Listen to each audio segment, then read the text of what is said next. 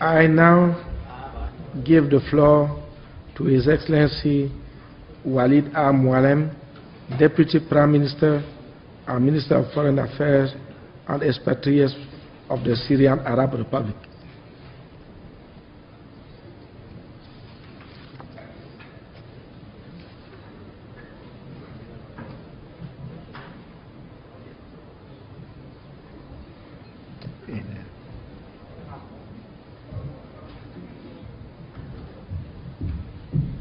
In the Fifth Committee, you know, before I came, the department accepted the account.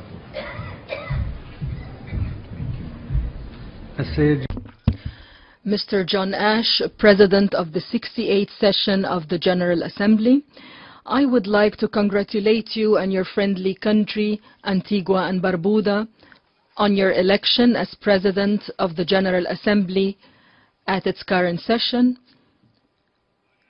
and to wish you success in conducting our work for the enhancement of this important and neutral role of the President of the General Assembly undertaken by your predecessor, which avoided engaging the presidency of the General Assembly in special political agendas. Mr. President, ladies and gentlemen, this day last year, when I addressed this august assembly, our world was facing many events that ravaged it and its nations. We were full of hope that the scene would change for the better this year, but unfortunately the situation remains the same, and in some parts of the world the situation has become even worse. Many countries are still facing political, economic, and financial crises that exceed their ability to confront them on their own. While the peoples of the world are looking forward to seeing effective international efforts exerted in order to overcome those crises, what we witness today is an indication of exacerbating and increasing problems, since hegemony and domination on the capabilities of peoples have escalated in a way that contradicts blatantly with the principles of the Charter of the United Nations and the norms of international law. Instead of settling regional and international conflicts by peaceful means, some known countries continued pursuing aggressive policies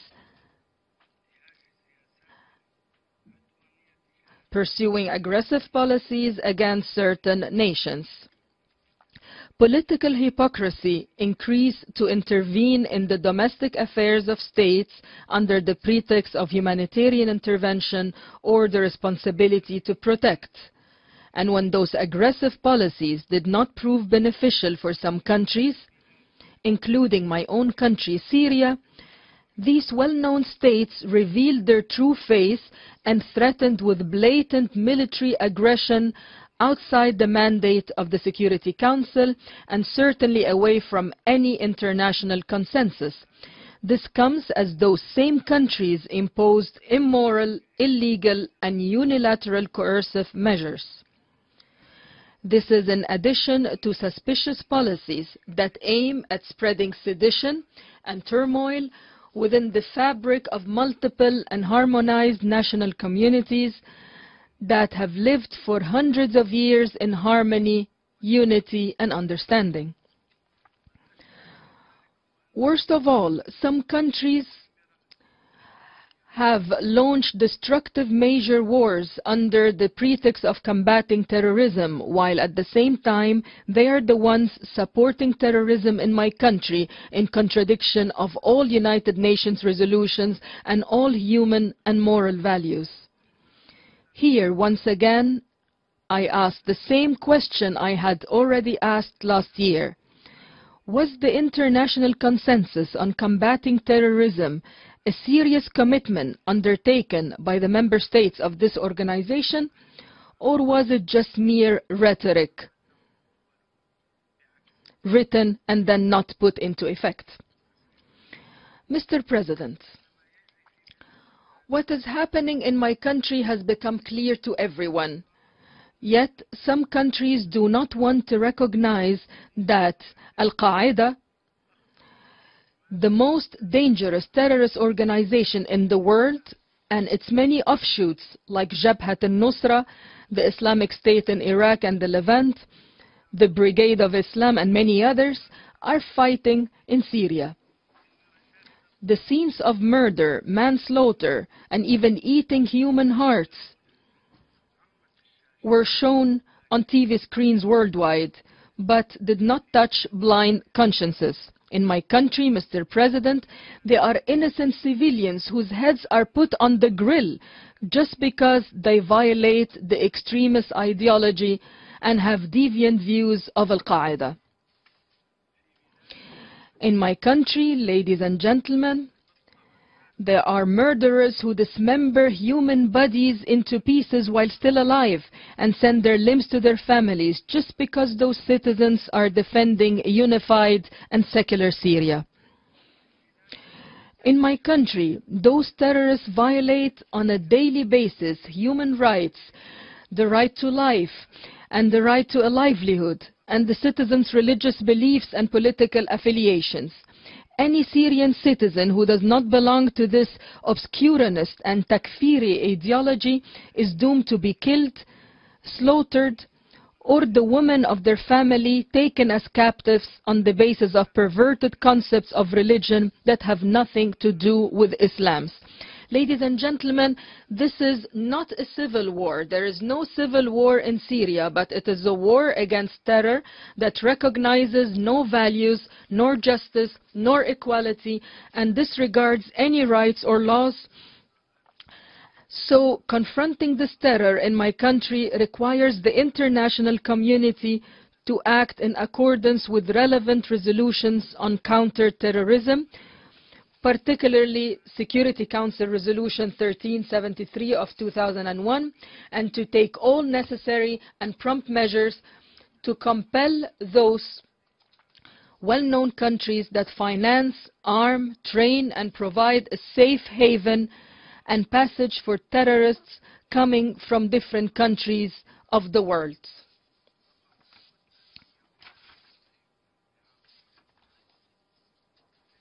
Mr. President, this very city, New York, and its people have witnessed the devastations of terrorism and were burned with the fire of extremism and bloodshed, the same way we are suffering now in Syria.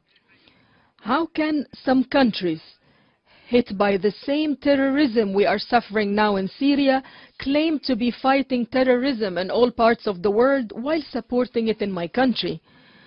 The claims about the existence of moderate militants and extremist militants have become a bad joke and a senseless one.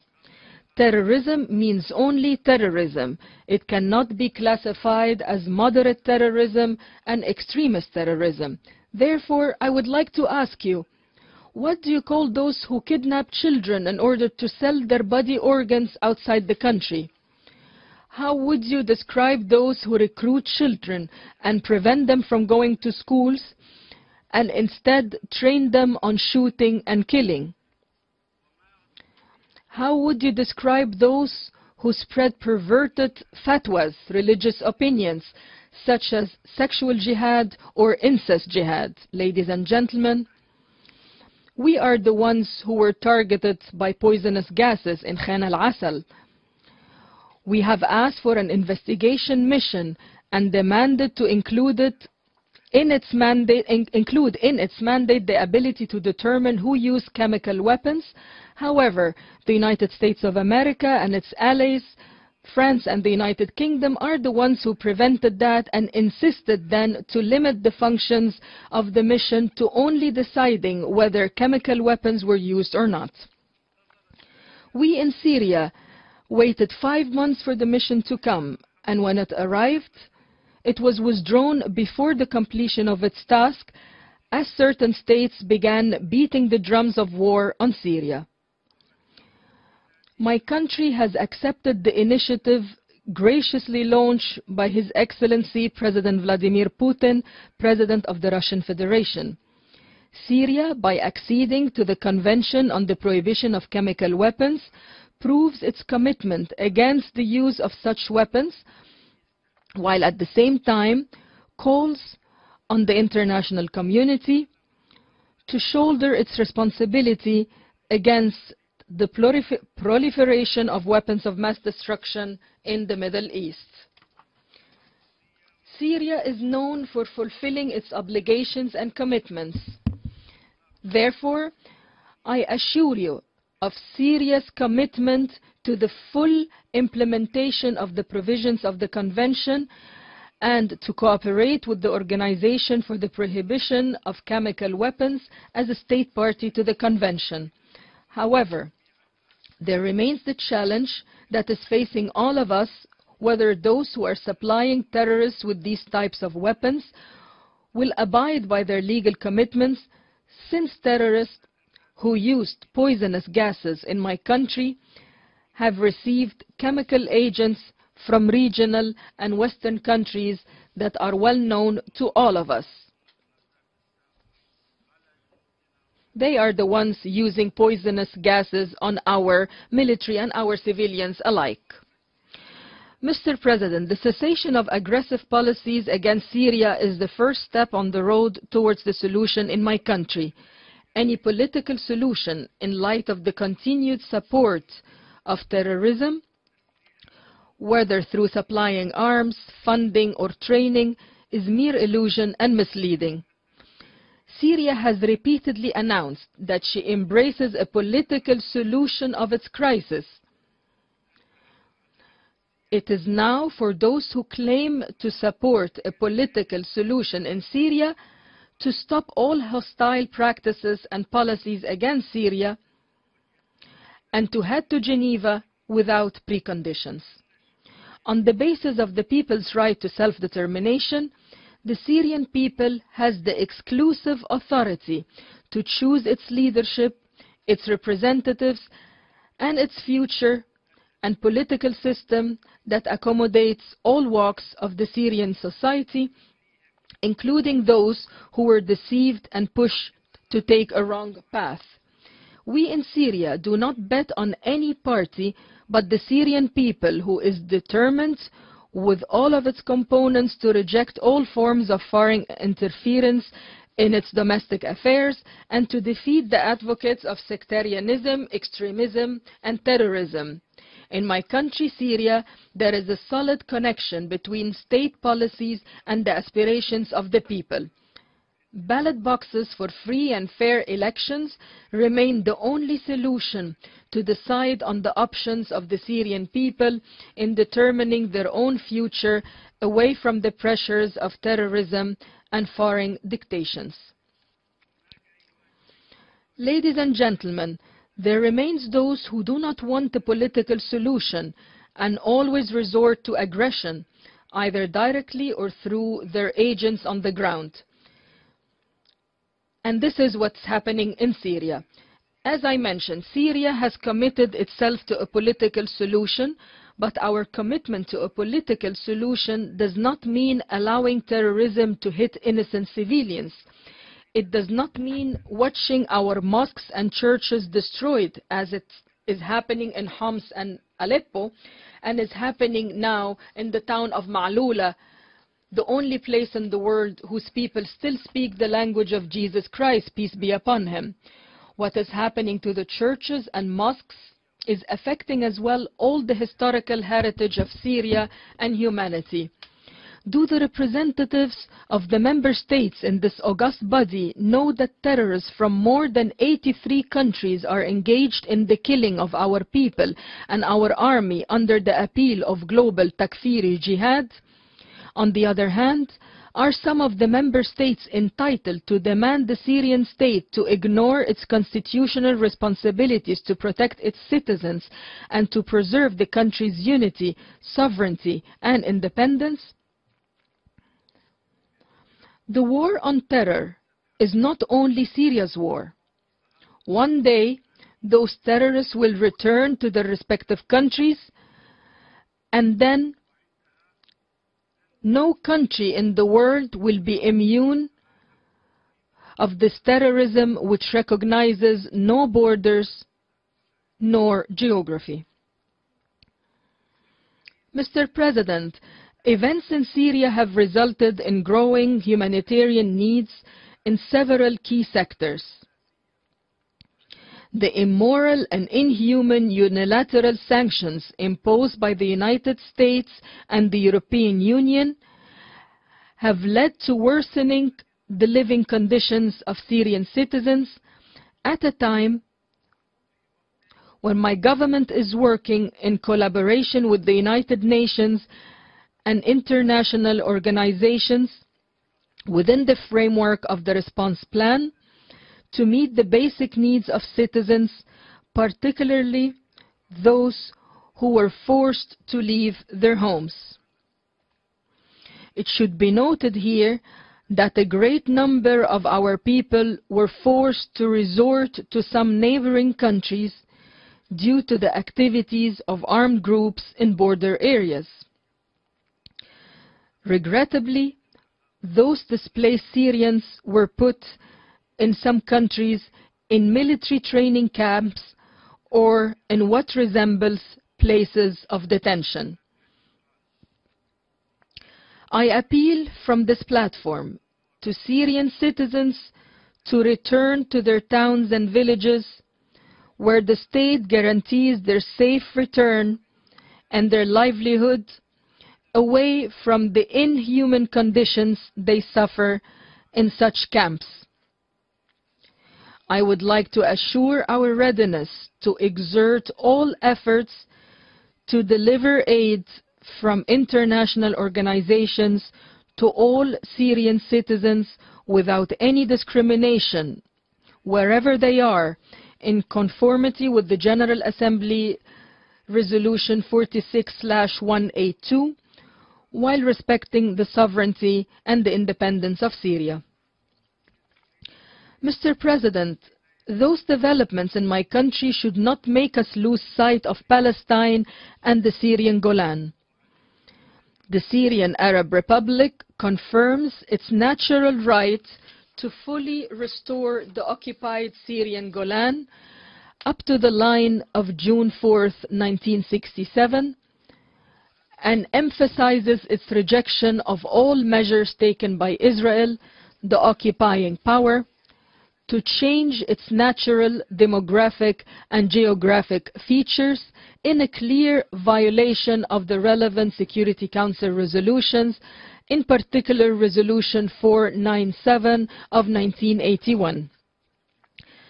Syria reconfirms its support for the legitimate and inalienable rights of the Palestinian people, in particular the right of return and self-determination, and to establish their independent state on their land with Jerusalem as its capital. Mr. President, after Syria's accession to the Treaty on the Prohibition of Chemical Weapons, my country renews its call to the international community to work on establishing a zone free of all weapons of mass destruction in the Middle East. In this regard, we would like to remind the international community of the Syrian initiative at the end of its non-permanent membership in the Security Council in 2003, and calls on the Security Council to adopt it. Syria stresses that establishing a zone free of weapons of mass destruction in the region is unachievable without the accession of Israel, the only nuclear power in the region, to all treaties banning such weapons, and to put its nuclear facilities under the supervision of the International Atomic Energy Agency. At the same time, we emphasize the right of all countries to acquire and develop nuclear technology for peaceful purposes in accordance with the Nuclear Non-Proliferation Treaty. In this respect, Syria condemns the continued blocking by the United States and Israel of holding the International Conference on the Establishment of a Zone Free of Weapons of Mass Destruction in the Middle East, which was scheduled to take place in 2012. Mr. President, my country calls on the United States and the European Union countries and others to refrain from adopting immoral unilateral economic measures that contradict with the rules of international law and the principles of free trade. Accordingly, we call for the lifting of the blockade imposed by the United States against Cuba for decades. We also renew our call to lift and stop all unilateral coercive measures imposed on Syria and the peoples of other countries such as Venezuela, Belarus, Iran, and the Democratic People's Republic of Korea. Mr. President, we hope that the United Nations will lead the peoples of the world towards a better future in order to achieve the aspirations of those peoples in prosperity, development, and food self-sufficiency, away from all forms of tension, confrontation, and wars, for the full implementation of the principles and purposes of the United Nations Charter that upholds the sovereignty and the equality of rights and duties of all member states. In this regard, my country looks positively at the efforts exerted by the United States and Iran in order to bridge the gap of mistrust between the two countries, and it hopes that this will be reflected constructively on the stability of international relations. Thank you, Mr. President. I thank the Deputy Prime Minister and Minister for Foreign Affairs and Expatriates of the Syrian Arab Republic for the statement.